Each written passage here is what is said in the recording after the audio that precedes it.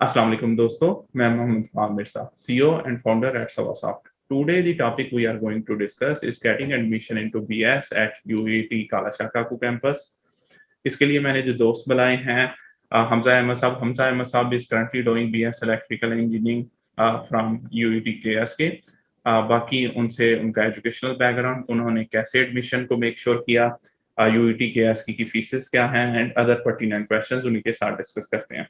तो first of all Hamza Ahmad साहब, really thanks माशाल्लाह कि आप अपना कीमती वक्त निकाल के आए. थोड़ा सा बता दें before further going deep into the getting admission interview कि आप बीएस जो कर रहे हैं, इससे पहले आपका एजुकेशनल बैकग्राउंड क्या अस्सलाम वालेकुम एंड सबसे पहले तो बहुत शुक्रिया कि आपने मुझे इस इंटरव्यू के लिए इनवाइट किया। तो मैं असल में शाहदरा लाहौर से बिलोंग करता हूँ और एजुकेशन जो बैकग्राउंड है वो ऐसे है कि मैट्रिकुलेशन में मैंने किया था। स्टार्स एकेडमी का एक प्रोजेक्ट है, यूनाइटेड एकेडमी। तो वहाँ से मैंने मैट्रिकुलेशन क्लियर किया और उसके बाद मैट्रिक के बाद मैंने एडमिशन लिया government Islamia college civil lines में, जहाँ से मैंने प्री इंजीनियरिंग की। और उसके बाद ई कैट का टेस्ट पास करने के बाद मैं यूवीटी कॉलेज में इलेक्ट्रिकल इंजीनियरिंग कर रहा हूँ। है? ठीक ठीक ठीक है. तो यूईटी काला शकाकू कैंपस, ठीक है. अच्छा अच्छा, थोड़ा सा हाँ। मुझे बता दीजिएगा कि आपने यूईटी काला शकाकू कैंपस ही क्यों चूज किया for your electrical engineering? First of all, जो भी बंदा यूवीटी के लिए अप्लाई करता है उसकी फर्स्ट प्रेफरेंस तो हमेशा मेन कैंपस होती है।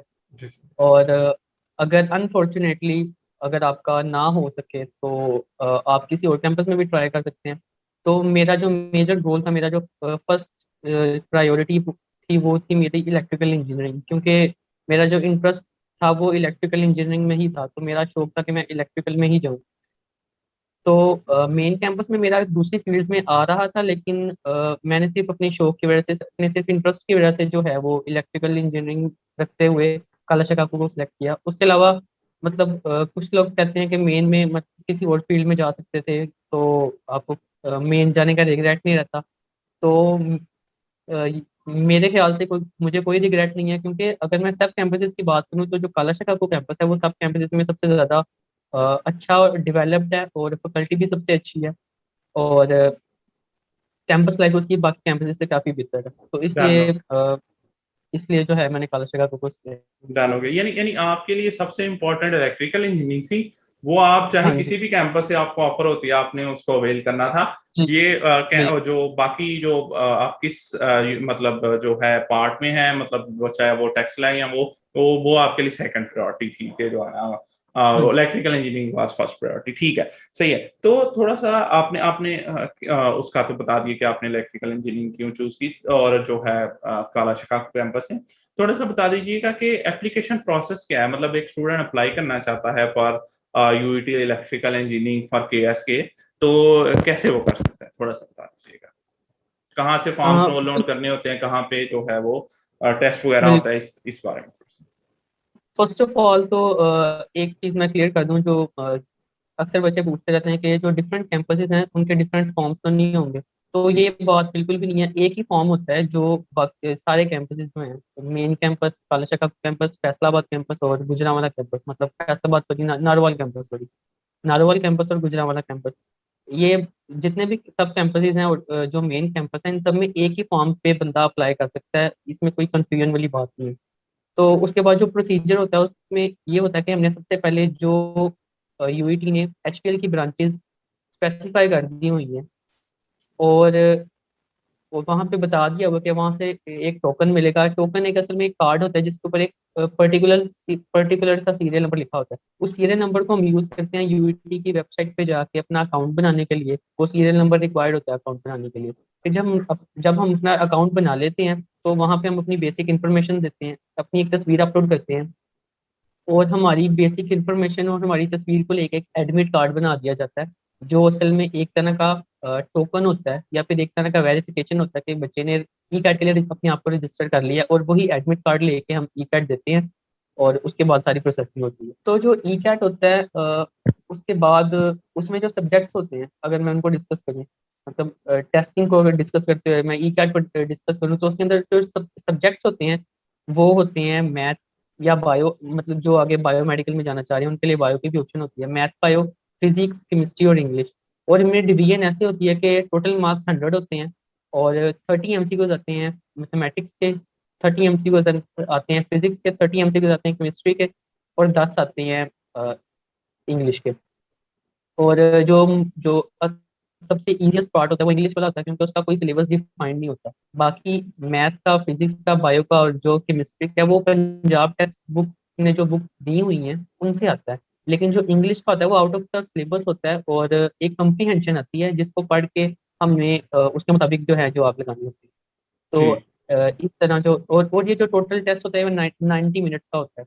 तो इस 90 मिनट्स के ड्यूरेशन के अंदर हमने 100 एमसीक्यूज जो है वो टिक करने होते हैं। तो हर जो एक एमसीक्यूज है अगर हम करेक्ट करते हैं तो उसके हमें 4 नंबर मिलते हैं, और अगर हम एक एमसीक्यूज गलत करते हैं तो हमें उसका -1 मिलता है। तो अगर हम टोटल देखें, मतलब एक मीथ था कि 5 नंबर करते हैं, 5 नंबर करते हैं, वो 5 नंबर नहीं करते, असल में 1 नंबर करता है।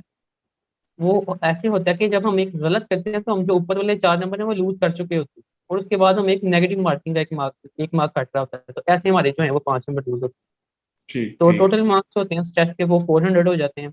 अच्छा अच्छा, आपने बताया केमिस्ट्री फिजिक्स मैथमेटिक्स होता है, तो कोर्स कंटेंट अगर आपने पढ़ा हुआ है, एफएससी को सही तरह लॉजिकली पढ़ा हुआ है, तो आपके ख्याल में कोई अकेडमी वगैरह ज्वाइन करने की जरूरत है, या मतलब आप सेल्फ बेसिस पे जो है वो स्टडी कर सकते हैं? थोड़ा सा इस बारे में बता दीजिए। ये डिपेंड करता है कि जो है, मतलब अगर आप ई कैट का टेस्ट दें तो वो इतना सिंपल नहीं होता जितना हमारी बुक के अंदर आम एक्सरसाइज के एमसीक्यूज वगैरह या फिर एक्सरसाइज के क्वेश्चंस होते हैं, उतना सिंपल नहीं होता। वो थोड़ा सा ट्रिकी होता है। अगर इंसान सेल्फ स्टडी अच्छे लेवल पे कर रहा है, या फिर वो किसी एकेडमी को ज्वाइन नहीं करना चाह रहा, तो यूट्यूब पे भी काफ़ी चैनल्स हैं जो आपको बताते हैं कि आप जो है क्वेश्चंस कैसे सोल्व कर सकते हैं। असल मसला जो हमारा टाइम टेकिंग का होता है वो पार्ट होता है मैथमेटिक्स का और फिजिक्स का, जिसमें कैलकुलेशंस वगैरह होती हैं। तो अगर हमारी कैलकुलेशंस वगैरह फास्ट हो जाए तो हमें हो सकता है कि बाहर से किसी एकेडमी की हेल्प लेने की जरूरत ना पड़े, क्योंकि ठीक असल में अगर हम अकेडमी से ई कैट की तैयारी करते हैं तो वो हमें बेसिकली यही बता रहे होते हैं कि अपने मैथमेटिक्स का टाइम कैसे मैनेज करना है, अपने फिजिक्स का टाइम मैनेज कैसे मैनेज करना है। इंग्लिश और केमिस्ट्री में उतनी ज्यादा कैलकुलेशन नहीं होती जितनी ज्यादा फिजिक्स और मैथमेटिक्स में होती है। तो असल में सारा काम है टाइम मैनेजमेंट का, जो अकेडमी हमें सिखाती है। तो अगर हम यूट्यूब पे जाकर सर्च करें कि हमने डिफरेंट मैथ ट्रिक्स देखनी है, हमने डिफरेंट फिजिक्स की ट्रिक्स देखनी है, तो हमें वो मिल जाती हैं जिनको हम प्रैक्टिस करके हम अपना जो टाइम है उसको मैनेज कर सकते हैं, और हमें इस केस में हमें फिर किसी अकेडमी से ई कार्ड तैयार करने की जरूरत नहीं पड़ती। ठीक है। अच्छा अच्छा, आपने चैनल का इधर जिक्र किया, जो कि ऑब्वियसली मैं चाहूंगा कि जिस तरह ये इंटरव्यू यूट्यूब पे देखा जा सकता है, तो लोगों की हेल्प हो फ्री में, मतलब कोई नहीं भी अगर अफोर्ड कर सकता है, ठीक है, जिनके लिए अकेडमीज जो अफोर्ड कर सकते हैं, they should go for the academy, अगर वो बेहतर तरीके से आपको टीच करते हैं। लेकिन मैं उन स्टूडेंट्स के जो है अभी बात करना चाह रहा हूँ, जो जो किसी वजह से या कह लें फाइनेंशियल रीजंस की वजह से वो अकेडमी ज्वाइन नहीं कर सकते, या शायद वो आउटसाइड ऑफ द सिटी या मेट्रोपॉलिटन सिटीज है, मतलब लाहौर इस्लामाबाद, वो नहीं आ सकते हैं। तो उनके उनको बताएं, आप कौन से आप ऐसा चैनल जो आपने खुद देखा हो कि यार ये वाला जो स्पेसिफिक चैनल है, ये बहुत सारी मेरी हेल्प की है, तो लोगों की भी हेल्प कर सकता है, तो अगर आपको चैनल रिकमेंड कर सके तो बड़ी मेहरबानी। मैंने कोई स्पेसिफिक चैनल मतलब नहीं सब्सक्राइब किया था, ठीक लेकिन है। अगर आप सिंपल जाके मैथ ट्रिक्स या फिर फिजिक्स की शॉर्ट ट्रिक्स वगैरह लिखें तो काफ़ी ज़्यादा आपको चैनल्स मिल जाते हैं। क्योंकि मैंने असल में खुद मतलब एक प्राइवेट एकेडमी से तैयारी की थी, तो मुझे ज़्यादा ज़रूरत नहीं पड़ी कि मैं ऑनलाइन जाके सर्च वगैरह करूँ। लेकिन अगर आप सर्च करें मैथ ट्रिक्स या फिर फिजिक्स की शॉर्ट ट्रिक्स, तो वो काफ़ी ऐसे चैनल हैं जो आपको हेल्प आउट कर देते हैं। ठीक ठीक। अच्छा अच्छा, आपने जैसे आप बता दिया कि जो है यूईटी के टेस्ट में जो है कोर्स वर्क आता है एफएससी से रिलेटेड, ठीक है, तो आप बताएं कि एक टेस्ट जो होता है यूईटी का, उसको आप क्या रेट करोगे इन टर्म्स ऑफ कॉन्सेप्ट्स के, मतलब वो कॉन्सेप्ट्स को किस लेवल पे चेक करता है, 0 to 10 अगर देखें, तो कितने क्वेश्चंस होते हैं जो आपको सिंपल लगता है कि यार सिंपल ये स्टेटमेंट ही आ गया, और कितने क्वेश्चंस, कितने परसेंट क्वेश्चंस आपको लगते हैं कि लॉजिकली, मतलब जो है घुमा फिरा के चाहे पूछे गए हैं, लेकिन वो सेम लॉजिक से पूछे गए हैं, जो है ना, थोड़ा सा इस बारे में बता दे। हम्म, जहाँ तक मेरा आइडिया, जहाँ तक मेरा एक्सपीरियंस है, जी जी। तो जो मतलब 50% या फिर 60% क्वेश्चन ऐसे होते हैं जो इजीली सोल्व हो सकते हैं। ठीक है। लेकिन जो ऊपर वाले 30 to 40% जो क्वेश्चन होते हैं ना, वो होते हैं थोड़ा सा सोचने वाले। मतलब आप इतना सिंपली तो उनको नहीं कर सकते, आपको थोड़ा सा ठीक दिमाग है। लगाना पड़ता है, थोड़ा सा आपको क्रिएटिव होना पड़ता है उनके लिए। ठीक तो ठीक मेरे ठीक। ख्याल से 30 to 40% होते हैं, और वो भी ज्यादातर फिजिक्स और मैथमेटिक्स के होते हैं ज्यादातर। ठीक और है। अगर केमिस्ट्री की बात करें तो वो ऑर्गेनिक केमिस्ट्री का जो पार्ट होता है, जिसमें आपने थोड़ा बहुत टेक्निकल या फिर थोड़ा बहुत क्रिएटिव काम होता है, तो वहाँ पे हो सकता है। उसके अलावा जो होता है वो पंजाब टेक्स्ट बुक अगर बंदा फॉलो करे तो इजीली वो उनको सोल्व कर सकते हैं। ठीक ठीक, माशाल्लाह। अच्छा अच्छा, अब आप पार्ट आते हैं, देखें ये तो बुक्स में से आ गया एफएससी की टेक्निकल पार्ट, अब बातें इंग्लिश जो के कंप्रीहेंशन से करना होता है, तो आपके ख्याल में एक स्टूडेंट जिसने एफएससी की हुई होती है वो क्या इसको इजीली सॉल्व कर पा सकता है या उसके लिए मुश्किल होता है? अगर मुश्किल होता है तो उसको क्या ऐसे प्रोसीजर्स जो है वो अप्लाई करने चाहिए जिससे वो इजीली जो है वो ये टेस्ट पास कर सके? जी, जिस जिस बच्चे ने मतलब एफएससी क्लियर कर लिया इंग्लिश में, जी जी। तो मेरे ख्याल से वो इस काबिल होता है कि वो कम्प्रीहेंशन सोल्व कर सकता है। ठीक है। क्योंकि कम्प्रीहेंशन वो अनसीन होती है, वो किसी ने पहले नहीं देखी होती। तो आप प्रिडिक्ट नहीं कर सकते उसमें क्या आएगा, वो कहाँ से पैराग्राफ आएंगे, कितना लंबा होगा। मतलब बेसिक बहुत लंबा नहीं होता, एक एक पेज का ऑलमोस्ट होता है। और उसके बाद उसमें से 10 क्वेश्चन उन्होंने पूछे होते हैं, जो उसी जो पैराग्राफ है उसी के अंदर से उनमें आंसर उसके अंदर ही उसके आंसर होते हैं। ठीक है। तो अगर ऐसा बच्चा है जो इंग्लिश को उर्दू में कन्वर्ट कर सकता है, जो एक जुमले को समझ सकता है इजीली, उसके लिए कोई मुश्किल काम नहीं है। क्योंकि कुछ वर्ड्स ऐसे आते हैं इंग्लिश में जिनका आपको मीनिंग नहीं पता होता, लेकिन जब आप उनको एक तरतीब में लाइन के साथ पढ़ते हैं तो आप उनका मीनिंग खुद ही एक ब्रेन में बना लेते हैं, जुमले के मुताबिक उसके मुताबिक ढाल लेते हैं। तो अगर इतनी मतलब सेंस और इतनी सेंस एफएससी वाले स्टूडेंट में होती है, मतलब जो बंदा ट्रांसलेटर इजीली कर सकता है वो इजीली मतलब कर सकता है, तो उसका डिफिकल्टी लेवल इतना ज्यादा नहीं होता कंप्रीहेंशन का। मोस्ट ऑफ मतलब एवरेज भी बच्चा अगर मतलब बहुत इंटेलिजेंट नहीं है और एवरेज ही है, फिर भी वो 10 में से 6 से 7 एमसीक्यू ठीक कर सकता है। ठीक है, यानी आपके ख्याल में कॉन्टेक्स्ट की बेस पे होता है, तो वो आप क्या करते हो कि हाँ जी। जाके अगर उस कॉन्टेक्स्ट को फॉलो कर लेते हो पीछे से, आपको अंदाजा होना शुरू हो जाता है कि हाँ जी। Which direction he is going, तो उसमें से कुछ वर्ड्स आप खुद से भी अज्यूम करना शुरू कर देते हो कि यार अगर कहानी हाँ इस बारे में चल रही है तो इसमें भी उसने कुछ ऐसा ही कहा होगा जो है ना, तो वो उसकी हाँ बेसिस जी। पे आप कर पाते हैं। ठीक है, बिल्कुल। डन हो गया। यानी कि it has more to do again with the logic than the, ठीक है, वोकैबुलरी अगर है तो दी बेस्ट है, फिर तो आपने हाँ, मतलब वो उसी बिल्कुल। इंस्टेंट में पढ़ लिया। लेकिन अगर आप लॉजिकली भी पढ़ सकते हैं तो आप उसकी बेसिस पे भी इसको हाँ जी। समझना शुरू कर देते हैं कि बिल्कुल। यार मैं इसको कैसे सॉल्व कर बिल्कुल सकता ऐसे ही। हूँ। डन हो गया, डन हो गया, गुड हो गया, गुड हो गया। हमजा अहमद साहब, थोड़ा सा बता दीजिएगा कि जो है ईकेट की क्या परसेंटेज होती है और इसमें एफएससी और जो है मैट्रिक की क्या परसेंटेज होती है towards get calculating your aggregate, जिसकी बेसिस पे आपका एडमिशन होता है? लास्ट ईयर से जो है वो ट्रेंड जो है वो मतलब कोविड की वजह से थोड़ा सा ट्रेंड चेंज हुआ है। मतलब ठीक है। जब मैंने एडमिशन लिया था तब हमारा जो है मैट्रिकुलेशन इंक्लूडेड नहीं होता था। हमारा ठीक। सिर्फ ई कैट होता था और इंटरमीडिएट होता था। इंटरमीडिएट हमारा 70% और जो हमारा ई कैट के जो हमारे मार्क्स आते थे वो उसका 30% लेते थे। हम्म। तो ये हमारी दफा डिवीजन थी। लेकिन लास्ट ईयर जो इन्होंने प्रोसीजर या पैटर्न फॉलो किया वो ये था कि ठीक है। 25% मैट्रिक था। मतलब 2020 का सेशन में 25% मैट्रिक था, 45% इंटर का, और जो 30% बचा है वो कैट लेते थे। तो ये पैटर्न लास्ट ईयर फॉलो किया था इन्होंने। तो हो सकता है कि आगे चेंज करें या ना करें, ये अभी कंफर्म कुछ नहीं कह सकते। अच्छा अच्छा, मुझे बताइएगा, एग्रीगेट जो है आपने बता दिया कि टेस्ट होता है, इसके अलावा मैट्रिक और एफएससी, इसके अलावा कोई इंटरव्यू तो नहीं होता है towards getting you selected eight duty? BSc के लिए तो कम से कम यूईटी में इंटरव्यूज वगैरह नहीं होते। ठीक है, ठीक है। अच्छा अच्छा, मुझे बताइएगा, एक स्टूडेंट है जो कह लें कि मेरिट पे पूरा उतर आया, थोड़ा सा आप बता दें कि यूनिवर्सिटी फीस क्या आजकल चार्ज कर रहे हैं? यूईटी ने असल में फीस के लिए डिफरेंट कैटेगरीज डिफाइन की हुई हैं। तो जी। उनमें से जो मोस्ट मतलब जो सबसे ज्यादा जिन कैटेगरीज में एडमिशन होते हैं, वो एक होती है ओपन मेरिट होती है, दूसरी होती है सेल्फ फाइनेंस, और तीसरी होती है ओवरसीज। हम्म। तो अब जो लोग ओपन मेरिट पे आते हैं, ओपन मेरिट कैटेगरी को A1 कैटेगरी का नाम दे दिया गया। ठीक तो है। ओपन मेरिट के लिए जो कैटेगरी होती है उसमें जो फीस होती है वो वेरी करती है 55,000 60,000 के आसपास, मतलब इस रेंज में वेरी कर रही है पिछले साल की। मतलब मैं पिछले साल के फिगर्स की बात कर रहा हूँ।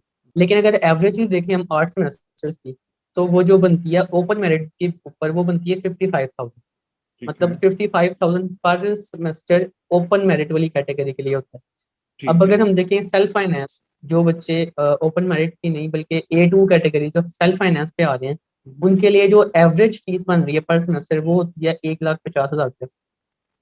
और इसी तरह जो हमारे पास तीसरी कैटेगरी है वो है ओवरसीज कैटेगरी।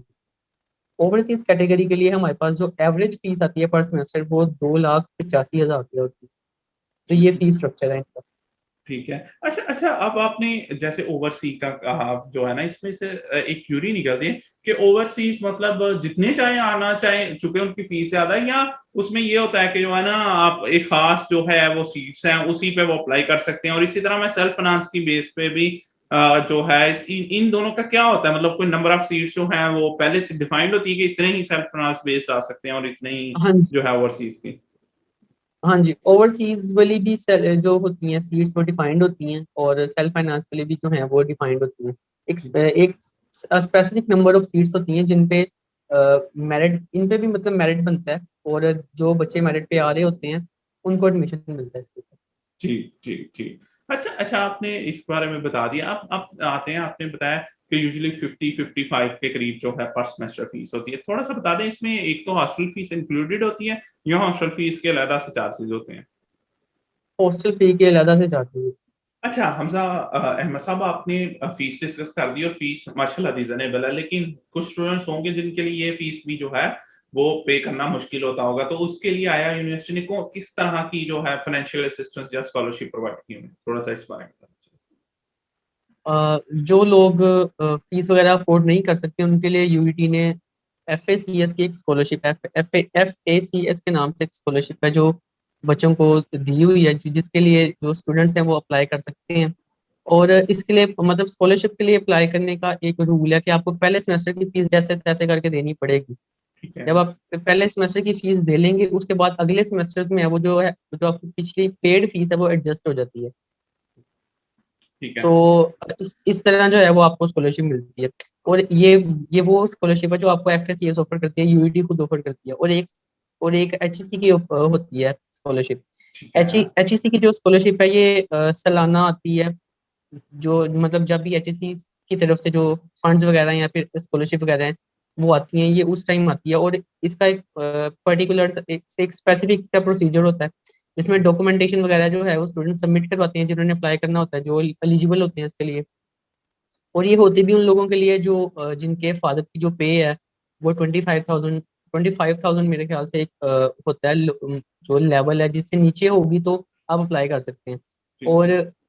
और वो लोग जिनके वालिद साहब इस दुनिया से पर्दा फरमा गए हैं, या फिर जो लोग ऑर्फन्स हैं, उनके लिए जो स्कॉलरशिप होती है 100% होती है। मतलब उनको ट्यूशन फी असल में जो है वो नहीं देनी पड़ती। बाकी जो फीसेस होती हैं लाइब्रेरी की या फिर दूसरी लैब्स की, ट्रांसपोर्ट की, वो मतलब कुछ पार्ट फी का वो उसमें पे करना पड़ता है। लेकिन जो ट्यूशन फी है वो ऐसे 100% जो है वो ऑर्फन्स की खत्म हो जाती है। और जो बाकी जो लोग ऑर्फन नहीं होते लेकिन उनको ज़रूरत होती है, तो उनके लिए जो है वो इंटरव्यूज कंडक्टर जब करवाए जाते हैं, और इंटरव्यूज में जो लोग बैठे होते हैं पैनल में, वो स्टूडेंट्स का इंटरव्यू लेते हैं। और उनसे जो मैंने आपको बताया कि पहले डॉक्यूमेंटेशन रिक्वायर होती है, उस डॉक्यूमेंटेशन के अंदर जो उनके घर के एक्सपेंसेस होते हैं ना, उनकी एक डिटेल्ड फॉर्म उनके पास होती है, जिसको देखते हुए वो फैसला करते हैं कि किस बच्चे को कितने परसेंट स्कॉलरशिप दी जाएगी। 30% मिलती है, 50% मिलती है, 70% मिलती है। ये डिपेंड करता है उस पैनल के ऊपर जिन्होंने आपको जज करना है कि आपकी रिक्वायरमेंट कहाँ तक है। तो ठीक ऐसे जो है स्कॉलरशिप, ऐसे जो है वो यूनिवर्सिटी स्टूडेंट्स को फाइनेंशियली हेल्प आउट करती है। ठीक है, माशाल्लाह। लेकिन यानी यूनिवर्सिटीज़ ने बहुत सारे स्कॉलरशिप इंट्रोड्यूस करवाए हुए हैं ताकि जो है वो स्टूडेंट्स की हेल्प हो सके, which को है हाँ as जी। much as possible। हाँ जी, ठीक है। बिल्कुल। अच्छा अच्छा, थोड़ा-सा बता दीजिएगा कि जैसे आप शायद शदारे के हैं, तो आपके लिए काला शका कैंपस आप शायद डे स्कॉलर होंगे। मैं अज़्यूम कर रहा हूँ, लेकिन हो सकता है आप हॉस्टलाइट्स भी हों। तो थोड़ा-सा बता दें कि जो हॉस्टल है उसकी क्या फीसेस हैं जो आउटसाइड द सिटी आ रहे हैं, और क्या फैसिलिटीज़ अवेलेबल हैं हॉस्टलाइट्स की? हॉस्टल, अगर मैं यूआईटी केएसके की बात करूं तो यहाँ पे जो मेल मतलब जो मेल स्टूडेंट्स हैं उनके लिए यहाँ पे 3 हॉस्टल्स हैं। हॉस्टल A, B और C जो उनको अलॉट किए जाते हैं। मतलब जो फ्रेशर्स आते हैं उनको प्रोबेबली ज़्यादातर उनको हॉस्टल C दिया जाता है। और एक हॉस्टल में मतलब मोर देन 100 जो स्टूडेंट्स हैं वो एक टाइम पे रह सकते हैं, इतनी स्पेस होती है हॉस्टल में। बाकी हॉस्टल्स में जो बेसिक ज़रूरियात होती हैं, मेस अवेलेबल होता है, बार्बर शॉप, ये मतलब जो बेसिक ज़रूरियाती ज़िंदगी हैं वो अवेलेबल होती हैं। उसके बाद अगर हॉस्टल की बात की जाए तो फीमेल्स के लिए केएसके में हॉस्टल नहीं है। फीमेल्स के लिए जो हॉस्टल है वो मेन कैंपस में है, मतलब जो छुट्टी के टाइम यहाँ से रूट आता है, रूट उनको मेन कैंपस ले जाता है और उनके जो हॉस्टल्स हैं वो वहीं पे। उसके बाद जो एक्सपेंसेस हैं हॉस्टल के, वो आपको फीस के अलावा पे करने पड़ते हैं। जो बेसिक रेंट के चार्जेस हैं वो 2500 थे हमारी दफ़ा, इस दफ़ा मेरे ख्याल से शायद थोड़े बहुत इंक्रीज कर गए हों। तो ये पर सेमेस्टर की ये फीस थी 2500 रुपया उस टाइम थी, मतलब जब मैंने एडमिशन लिया था। तो अब अगर थोड़ी बहुत बढ़ भी गई तो 3000 के आसपास होगी।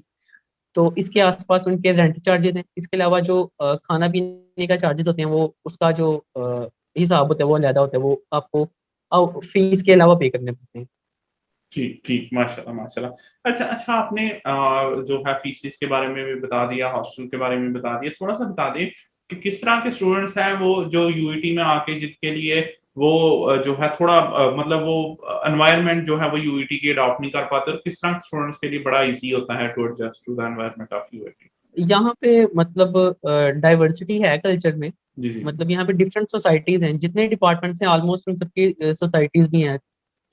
इलेक्ट्रिकल डिपार्टमेंट की अपनी सोसाइटी है, बल्कि सोसाइटीज हैं, एक से ज्यादा सोसाइटीज हैं। केमिकल डिपार्टमेंट की अपनी सोसाइटी है, बायोमेडिकल डिपार्टमेंट की अपनी सोसाइटी है। तो ये जो सोसाइटीज होती हैं, ये जब फ्रेशर्स आते हैं उनको आते साथ उनकी एक वेलकम देते हैं। एक सोसाइटीज के अपने वेलकम होता है, और जो जूनियर्स आते हैं उनको उनका जो सेशन सीनियर होता है, मतलब जैसे अब 2-1 में आना है, 2-1 सेशन में आना है, तो उनके जो सीनियर्स 2-0 वाले होंगे वो उनको वेलकम देंगे। तो ऐसे इंटरेक्टिव सेशन होते रहते हैं। उसके अलावा अगर सोशल एक्टिविटीज की बात करें तो मैंने आपको सोसाइटीज का बताया, IEEE है, IET है, EMBS सोसाइटी है। तो ये डिफरेंट सोसाइटीज हैं जो हमारे कैंपस में काम कर रही हैं, सोशली काम कर रही हैं, और स्टूडेंट्स को हेल्प आउट करती हैं इंटरेक्शन बनाने में, और उनका जो है मतलब यूईटी केएसके का जो कल्चर है उसको इंट्रोड्यूस करवाती हैं।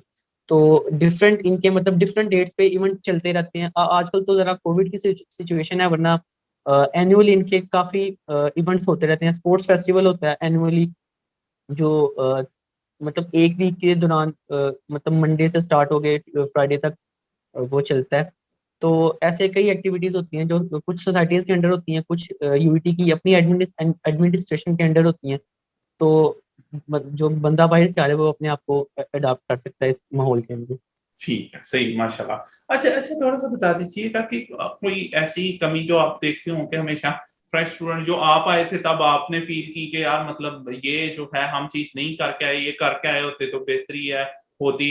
तो न्यू कमर्स के लिए अगर कोई एडवाइस करना चाहेंगे, यार ये करके आएँगे तो आपके लिए ईज़नेस रहेगी आफ्टर जॉइनिंग द यूनिवर्सिटी, क्योंकि फर्स्ट और सेकंड सेमेस्टर में बच्चे ज्यादातर जो है वो मिटिगेट हो रहे होते हैं towards the culture of that particular university. तो उसमें क्या ऐसी चीज ऑब्जर्व करते हैं जो न्यू कमर्स के लिए मुश्किल होती है जो है after coming to the university. मेरे ख्याल से न्यू कमर्स के लिए सबसे ज्यादा जो मुश्किल होता है वो इंटरेक्शन करना होता है अपने क्लास फेलोज के साथ और अपने सीनियर्स के साथ। क्योंकि उनको पता नहीं होता किसी बंदे का भी, अगर आपका कोई एफएस का फेलो आपके साथ आ गया तो आप थोड़ा सा उसके साथ कंफर्ट जोन में रहते हैं, वरना आपके लिए मुश्किल होता है। तो जो बच्चे इस साल एडमिशन लेना चाह रहे हैं उनको चाहिए कि थोड़ा सा कॉन्फिडेंस अपना जो है बिल्ड करें, और अपने क्लास फेलोज के साथ, अपने सीनियर्स के साथ जो है इंटरेक्शन बनाएं। क्योंकि आपने अगले अपनी जिंदगी के इंपॉर्टेंट 4 साल हैं जो उनके इन लोगों के साथ गुजारने हैं, आपने अपने लिंक्स बनाने हैं इनके साथ। आपने हो सकता है आपने इन्हीं के साथ आगे काम करना हो। तो जो मेरे मेरे ख्याल से जो बेसिक जो स्किल है जो आपको डेवलप करनी चाहिए, वो एक वो कम्युनिकेशन स्किल की वो कम्युनिकेशन स्किल है जो आप अपने अंदर डेवलप करें तो आप आगे जा सकते हैं काफी। जी, माशाल्लाह माशाल्लाह, really thanks for your time. आपने बड़ा डिटेल्ड ओरिएंटेड जो है वो इंटरव्यू के आंसर्स कर दिए। तो दोस्तों मोस्ट प्रोबब्ली आपकी सारी पर्टिनेंट क्वेरीज जो हैं वो रिजॉल्व हो गई होंगी। अगर कोई फर्दर आपकी कोई कमेंट हो माइंड में तो आप नीचे पेस्ट कर दीजिएगा। मैं कोशिश करूंगा कि हमजा अहमद साहब तक पास ऑन कर सकूं। अगर आपको वीडियो पसंद आई हो तो लाइक करें, शेयर करें, और हमारे चैनल को सब्सक्राइब कर लें ताकि आपको फर्दर वीडियोस मिलती रहें। हमारे साथ जुड़े रहने के लिए और बार-बार इस चैनल पर आने के लिए मोहम्मद वहाब मिर्साद का तहे दिल से शुक्रगुजार। अल्लाह हाफिज़। पाकिस्तान जिंदाबाद।